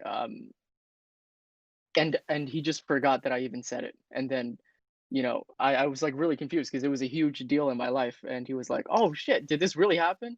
And yeah, so I think it just might be like yeah, it's a the retention thing. retention To issue. me, No, got no. it. I fully Yeah, yeah, he's I right. fully get that. Like I I fully think do. one thing I will say is that, and I might definitely be projecting here, right? I would argue there's a small difference between like, or not small, but like a slight difference here in terms of like forgetting what someone was talking about when in relation to something they're interested to, compared to being like completely sort of like apathetic or just disinterested in it, if that Oh, makes fair, sense, fair. right? Yeah. Like the best way for the sake of an example, like if Nikib, I ask you about your boxing stuff, like I'm still interested in it, but then if like a week or 2 weeks from now, I forgot what you had said exactly because I'm not as familiar with it and I don't remember it, that's less of a sin as opposed to me. Hey, I signed up for boxing. Cool.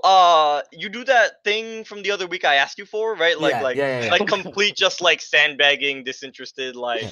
stop wasting my time with your breath right Yeah, now. I guess I put it like in like poorly. I guess I put it poorly. Yeah, I'm the thing is it is the apathy. I think like the forgetting is like the what you see more or less. Like it's like Mhm. the forget, and then like, oh, I'm not saying like, oh, you forgot like some small thing I said, like, oh, this was my favorite song off this album, You like you forgot forgot about that. Blue Eyes is my favorite Yu-Gi-Oh card? How could Yeah, you? That's also not true, but how yeah, could you? yeah, but like that's not what I'm talking about. I'm talking about like the fact that like if I say something, or like if I say something or talk about something I'm passionate about, or if someone like say if someone's talking to me about something they're passionate about, I want to know more. I want to know why they're interested in it, right? If that Hmm. doesn't, like, if I'm talking about something that I love, I don't want to sit there and just give a lecture. You know what I'm saying? Or like feel like I'm giving a lecture.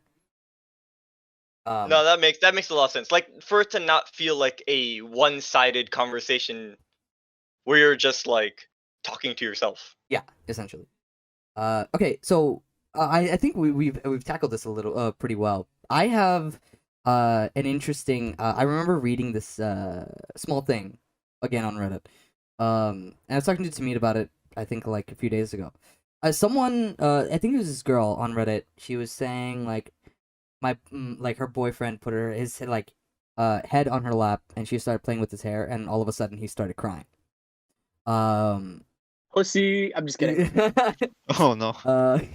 Pratik is the toxic masculinity. Yeah. we No, need to wait. They're expel. lying. They're lying. Everyone listening, they're lying. Pratik's natural. In a I don't know previous if I'm game- lying when Pratik just said it. Maybe he uh, forgot. Maybe he forgot because we talked about this before, and I openly Nope, admitted I would probably cry if that happened. All right, anyway, let's let Nikki why? finish the prompt. We haven't gone 2 Okay, seconds. so into yeah, I it. mean, the thing is, like, do you guys think, how would you react in that situation? Like, do you think that men in general are, in certain situations, like, somewhat emotionally, like, I guess, deprived? I don't know if that's the right word. Like, for I thought- example, really quickly, is like, I know, like, this happens to, like, this you hear about all the time. Like, for example, say if someone gets a compliment, like, a guy gets a compliment. The whole meme is like, yo, that compliment I will ride that for the rest of the year. Right? Like, that's not fake. Like, that's so, Right, like, that's right. straight It's up true. true. Like, it's straight up true, right? Like, where you get a compliment, whether it's the way you look, whether it's the way you, like, something cool that you do. Bro, that wave, you ride that for the rest of the year, and mostly the consensus is because you don't really hear it that often. So what do you guys think about this? Oh, I agree with it. Like, Like- you were gonna say something. Like, you were gonna Yeah, say, yeah, like, yeah. I around- sorry, I want to like back off for a second because I feel like I've been talking too damn much. But like, I think the biggest thing for something like that is like, as far as like getting compliments and whatnot, like I won't disagree with that for a second. Like, I get a compliment for my outfit or how I look, it's like, that's it. My day's been made. I'm gonna remember that. That's my Right. mom. Yeah, right. At minimum, it's like these 24 hours, a good thing happened, right? I think it hits different when it's from a pretty girl. Okay, I'm gonna save that for your answer.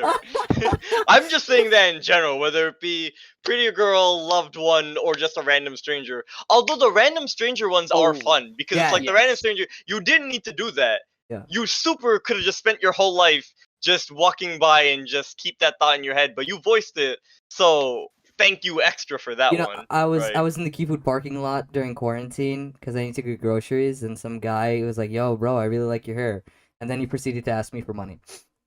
Okay, see that? I don't know what you're gonna do about that. Did you give him money? then? How much of a net gain on your self esteem is that? Because it's like a plus It's a- 5 It's a because win in my he book. complimented your hair, but like a -3 because he wanted money from you. So like, It's a win in my book. it's still a plus. It's still a net gain, right? Like, I mean, a compliment is a compliment, right? You don't have to give the guy money. oh man, that's I mean, okay, I didn't give the guy money. Exactly. So the net gain. so wait, that means that guy only lost, right? Like Yeah, he yeah. took the risk on like, yo, I'm gonna talk to this random Yeah, guy, and Talk he him up, gets trying to nothing out squeeze of some it. cash out of him. That's rough. All right, but quick pivot back to Nikib's question, right? It's like there is like a I'm joking about the toxic masculinity and how much critique is a problem in today's society, right? That could be Really debated not. another day. Oh my But God. like It there is on is the that record. issue of like, that persona of masculinity that like, men can't be vulnerable and can't share their feelings, and like crying especially is seen as like a, quote unquote bitch move, right? And it's like everyone can have their own personal feelings toward this, but it's like you got emotions whether you like them or not, right? And sharing them is a really healthy thing to do, right? Like that. Like I don't want to be saying this like as if I'm, coming up with the theory of relativity You here as figured like out life. groundbreaking material. You figured Right? out happiness. Exactly, right? Like this is not new information, but it's like it's something that needs to be said because it's so easy to just be like it's so commonly accepted that it's like emotions from men, get that shit out of here, right? That's not a thing. But yeah, that's just sort of like my 2 cents on it. Real quick, compliments from anybody, I'll take that in a heartbeat. Like, hey, you noticed the thing I did nice, you like it, I like it too. I'm definitely gonna do that more, right? The opposite think is you're also right. true. Where I remember in high school, this happened to me twice. Where I would wear this shirt I had never worn before to high school, right? I'd get one person to make fun of me. I would never wear that shirt Yeah, again. yeah, Like, yeah, yo, yeah, yeah, that yeah, shirt never came out of my closet after that first day. I think that's a Right? high school thing, though. I think that's a high school thing. I It feel might like be a high now, school thing. It might now it's definitely be more like, like I'm more vulnerable in a high school situation type of thing. like nowadays it's more like, yo, bro, I'm just giving it a shot. If it works, it works. You know, like for example, recently, like in the summer, I haven't done it yet, but I really want to wear a lot more floral. I don't know why. Mm. I've been like really in love with floral for the last like year or so. So I really want to like buy floral and wear it like in the summer. Like dad, Hawaii vacation. No, No, no, no, not not that Hawaii. Hawaii. I know exactly what you're talking about because like I'll just jump in here for a second too. I've also been getting slowly more and more into floral over the past like year or so. And like floral on dudes, like I don't know if it's like a pink on dudes type of thing, or it's Oh, like I you know love quote pink. unquote real men wear pink type of Pink's thing, a right? good I color. love But pink. like a nice subtle floral print on dudes looks so clean, right? Yeah. Like a nice, like let's say like a white or a sky blue or so, Oh, or the even like a blue. black, right? Yeah, With like a nice roses. subtle floral print that Yeah. not like obnoxious and isn't like that sort of Louis Vuitton all over your shirt type That of isn't print. paisley. Exactly. Yeah. That isn't paisley. Like I mean, paisley has its own place, but yeah, It's that certified. isn't paisley. Like more subtle is what I'm imagining. Like that's a look that a lot of dudes could benefit from. Like to me, no, I love pink. You know, but to me, really, like I love my pink shirts, and I This really true, need to this buy true. some more. But yeah, like I just really want to try it. Just really, I- but I've been trying to get into like lighter colors now, so like usually I'm all like navy, gray, and black and all that, but now Mm. like pastels, like You Oh, can't pastel's some sleep cool. on green, pastels. pink, Yeah. like a lavender. I would say generally my style is like all black, blacked out all the time. I'd say I wear a lot of black, but from time to time I'll bust out some different shit, and I feel like I should expand. Honestly, the wardrobe has been looking a little stale recently, and I've been broke, so I should really do some shopping. I'll be honest, with quarantine and coronavirus, right? Like, I mean, if anyone's listening to this like a year or 2 years from now or whatever, like, I don't When know we're if you forgot, famous? we're all sitting at home for like 8 months on end, right? Like, we're not going anywhere. My wardrobe has not changed. I haven't bought anything new. I'm just doing my best with rehashing whatever I got. We've gotten on topic. What were we talking about? Super Oh, off I topic, actually, although I'm yeah, okay with small this displays of tangent. I don't know. Pratik, what? I have a story. Go ahead. So back to the meme about what's it called? When a guy gets a compliment, it'll be the highlight of his year, or he'll remember it for a year, right? I remember in like 2013, I went to a Denny's. I was waiting for my friends to arrive, right? I just walked up to the front, and I got a table. That's it. And there was a lady behind me also waiting, and she was like this pretty lady, right? And I kind of just noticed that she was pretty, and Subtle. my Really awkward subtle. ass, she was very attractive, and my awkward ass was like, "All right, take out the phone and start looking at nothing. Just kill time. Don't look anywhere but her." Um, and then she called me, and then she said, "Hey, you have really nice hair. It's so shiny and luscious." Dude, I still remember this. I mean, It's yeah, you're talking 2020, about it. almost 2021. It was back in 2013. Just like that one sentence. Holy fuck, dude! I felt so happy. The rest of the day was definitely mid, but like randomly, I would just I would just remember things like this, and it would just make me happy. So I what do you love the guys? idea. Oh, no, you please. I mean, mine's a question, so go ahead. Oh, okay. I was just gonna give a quick comment of I love the idea of that one moment stuck with Pratik for almost 7 years, and like And it, because it's already been 7 years, I don't think it's going anywhere. So No, like, it's not. you know how people say like before you die, your life flashes before your life flashes before Gonna your be eyes, there. That's right? gonna be there. Like it'll definitely make a cameo, oh yeah. right? Yeah, it'll Like be there. that woman, that compliment, his hair, that feeling of like, oh my god, my hair looks great. Like it's definitely gonna pop up, but I'm that's just what sure, I want. as I go through the stages of dementia and all that shit, the story will probably change a little bit, but it will always be that a pretty lady complimented my hair. That's all I need. That's If all the I need. dementia gets really bad, like you think you'll get to a point where you're like, you're That's just all you he you knows. think you're Nice. being complimented when nobody's there. That's all he perceives. That's kind of dark, isn't it? But Yeah, like that's pretty dark. like that'll be Alright. like a memory his ailing mind holds on to. Oh my god. But anyways, uh, Nikki, please. I was gonna ask, why do you guys think that's the case? Because I've never really, first of all, thought of it. Second of all, I've never like. I wish we had like a girl on the podcast, maybe eventually. But I wonder if something similar is there for women, or like, why do you guys think that's the case? Because it's always been like, or at least online, whenever you see it, it's always like it's a guy, like a guy will write that compliment.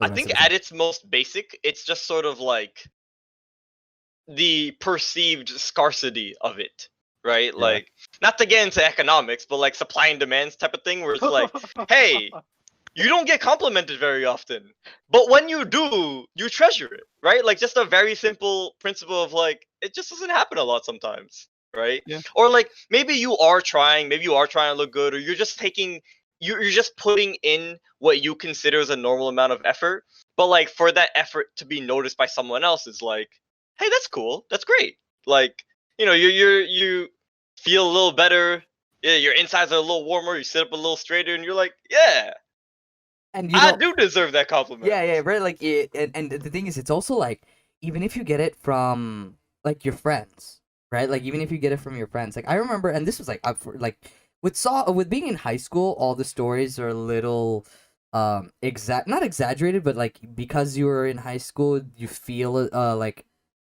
your feeling is a lot more heightened because puberty, hormones, blah blah blah. Like I remember, I think like sophomore year, I started like actually giving a shit about what I wore to school, and like like I was trying cardigans. I remember a lot in sophomore year, and this was funny because this day like I was high out of my mind because I took an edible. But Nice. the picture's still online. But like one of my friends was like, "Hey, you look great today. You want to take a picture?" And it was a friend of mine, right? Like, and I mean, my ass was fucking like clapped, right? But I still remember, like, she asked me to take a picture, that just because what I wore something a little nicer. But me being high is that's a different. I don't think it really matters. I'm gonna quickly tangent this away before you. So I think girls are able to ride compliments as well. I just think it depends on the source. Like if another guy on the street was like, "Hey, nice ass," they're not gonna be like, "Oh my god, he complimented me. Thank fucking god. My It's just day a was gonna be cat shit call. otherwise." Yeah, Yeah. just screw that guy. Yeah. Yeah, that's a fucking cat call. But I think like, if someone that they're really into was like, "Hey, you look really nice in that dress," or like you look really great today, right? Someone that they're maybe it's someone who's really attractive, maybe it's uh like a really a person who's also dressed really well. I think they can ride that wave too. Um I do kind of want to like fact check this. If anyone is listening still and they think I'm stupid, please let me know. Message me. I'll message you. No, Right now. don't chill. But that's emotional. Like I guess that's more the emotional affection, right? Compliments. What Oh, about what I are mentioned we at talking the? about physical? What about what I mentioned in the very beginning? That story. And I've heard it multiple times actually. Oh, Or Of like like the crying for yeah, putting your head on lap. yeah, and like her playing with your hair, like something as simple as that. Like I've seen it or like read it multiple times. I think you could also kind of like the same logic that I said before kind of applies here of like it's it's not common because we live in a culture that's like, I mean, it's still dealing with it and trying to make it less of a problem, but sort of like this idea of like, if you're a man, you have certain masculine expectations, right? It's especially for the example you gave in the beginning, it's not that common to be around people or to finally put those walls down and feel vulnerable around someone, right? So it's like it's understandable why someone would just sort of like why the emotions would sort of swell up in a moment like that. At least the way I'm thinking about it. It's purely like from my own experience, and this is, I would say, generally true from again in a brown community, and we're pulling this a lot from our own culture. Growing up, and I also read this like also recently, like a certain thing I'll mention in a second. But growing up, the love that your parents really show you in our households is not physical, it's not verbal, it's generally what they do. It's always our actions in our households, right? Like, my parents don't tell me they love me, and I don't tell my parents I love them, but I know because of how much was given to me, how much was done for me, how much was sacrificed for the betterment of my future. Right. And because of that, a lot of men don't get to experience, like, honestly, just touch, like, human connection. Like, bro, I mean, now that you're confident in your own, like, physical body, like, bro, I had a tough time hugging people because, Oh, I know what you right, mean. like, I felt weird You touching guys ever someone have that? else. I'm gonna jump in for a second. You guys ever have that phase where you used to like suck in your stomach Yeah, while yeah, you yeah, hug someone because you don't want your gut to touch them? yeah, yeah, Because you yeah, Yes, feel sir. repulsed by your own body because body dysmorphia type Uh, of self-consciousness type of thing. yeah, yeah, no. yeah. Wait, no? Who said no? Rafi just don't give a fuck. Rafi been in a I Slim just Jim for a while. Rafi don't give a hoot. Massive dong I'm also Rafi just here a doesn't slim have person, problems okay? with So confidence. Rafi's like, there's Fair, not fair. much. There's not much to suck I in. had a there's not really much to rough. suck in, okay? No, I'm saying that from my own personal experience because I had a really rough like fat phase. I am still You know, fat, so thick boy. I'm still fat. I So, think I'm getting back to because quarantine, but that's a separate conversation. I think we all got hit by quarantine pretty yeah, bad. but Aside from Rafi. yeah. I What? mean, Sorry, please, Nikki. What was I was saying? Shit, what was I saying? Oh, I was You were saying like, saying, um, why does that physical affection yeah, like hit you that hard? yeah, like I even felt awkward having someone put their head on my shoulder, like on the bus, or like even touching someone else's hand, whether it was by accident or not. Now I don't give a shit. I hold Tamit's hand unabashedly. I'm kidding. He doesn't let me do that. I don't, but he still touches me, and it's Wait a still minute. weird every Wait. time. What the? Okay, get back What to the the hell? topic. Wait a second. Before I things can get I can bad. blow a Send spot help. here. I can blow a spot here. one thing OD. that's hand holding is a sign of friendship, okay? Yeah. I I can. mean, no. Real friendship is pinkies. Remember, that's Yeah, tough pinkies. guy hand holding right there. I can Pinkies. blow up Tamit's spot, but I won't. But But I won't. anyways, But I won't. I will take this out. But so like and maybe that's just purely because of you don't understand like at least like for a lot of people you don't really understand what physical affection legitimately is until you really feel it for the first time, right? And I'm not talking about like arousal, right? Like I'm not talking about that. It's the raw emotion of like the raw feeling of pure affection is a lot of guys just don't experience it. Like true love, I guess. I think being on someone's lap and having them play with your hair and being affectionate and saying whatever they say, I think it's just putting yourself in it's a very vulnerable position, right? I think it's the same as I think it works the same way as when you're telling someone something that puts you in a very vulnerable position as well, like saying how when you're in a really tough situation and you're explaining it to someone and you just break down, Yeah. you're putting yourself in a very vulnerable position. I think the same thing when you're in someone else's arms, or like their lap. I think it's just the feeling of vulnerability and feeling safe with their response. Yeah, I guess. yeah, no, that's perfectly understandable. Anyone want to say anything? Like, if I were to add something, like, in terms of, like, showing affection, like, I'm, like, the oldest in my family, right? Like, pretty much everyone else is younger than me, like, my brothers, my cousins, and everyone. So, like, in terms of, like, showing affection, like, some of my cousins, they always say, like, oh, like, when I grew my hair out, they're always like, oh, let me tie up your hair. And, like, I could have been, like, addicted and be like, no, don't do that. I don't like that. But, like, I don't know. It's just, like, I guess it's nice to know, like, they're so, like, comfortable with me that they're, like, they want to, like, tie up my hair. It's always nice to I don't see know. that shitty little man bun when you grow out your hair. Yeah, when your cousin's like, you have so much hair, let me comb it and let me put my like hair tie on it. I'm like, what? Fine, by all means, go. It hurts Sure, like go hell. right ahead. Have fun. Yeah, like I remember the first time like I grew my beard and I was like hugging my little cousin. She was like, "Oh, your face is itchy," and then like I went back and I just like scrubbed my head, like I scrubbed my face on her, and then after that, every 5 seconds she'd come up and just like hold my face. It was very cute. It's just a weird way to. Yeah, it's like asserting dominance over that tiny child. What? Here's my scruffy Here's face. my face. Deal with it. Yeah, my little nephew would like grab my beard and it just I don't know. He was just curious to see my beard, I guess. Yeah. It's always very interesting. Anyone that want to talk about anything else? I think I'm good. I've shared my heart's content here. How about you guys? Pratik, Rafi? Yeah, I think I'm good. yeah. All right, This guys. was a very introspective podcast for Yeah, sure, right? yeah. Like episode 1, we hit it with the news and politics. This was going deep inside rather than outside. Yeah. I mean, honestly, we talk about pretty much whatever the hell we want until someone stops us. Fair. Well, this has been a great start to Movember. We're gonna be talking about men's health every now and then anyway, with your own stories and stuff like that.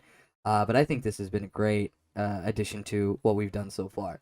Next week we get back, or at least what we really wanted to talk about on this podcast is philosophical topics. Next week we talk about the ship of Theseus. That concept, at least the concept of the ship of Theseus, and I'm not really gonna say what it really is. So I'll save it for next week. And it should be a very interesting conversation considering so many perspectives on that topic, and that's kind of the way we want to go. So thank you everyone who's gotten to this point, and be sure to catch us next week. Or how can you be real if I'm not? We gotta workshop that one a little bit. we gotta work on Oh, that. that's fine. Anyone who made it to this point, yeah, this is probably topical with what we talked about today, right? Anyone who made it to this point, you got a great smile. Oh, I actually I wanted to say something. Anyone out there who has a very, close friend, and specifically because we're talking about men's health, like, a guy, someone that you're really close to, whether it's your significant other, whether it's your best friend. Go out there, shoot him a call. Don't text him. Tell him that you love him. Tell him that he means something to you. It'll help him, it'll make his day, it'll make his fucking year. Go out and do that. That is my message for this podcast. Thank you. So, That's a good way to end this. thank you everyone for listening. Catch us next week for episode 4 of the EP Like That podcast. Deuces.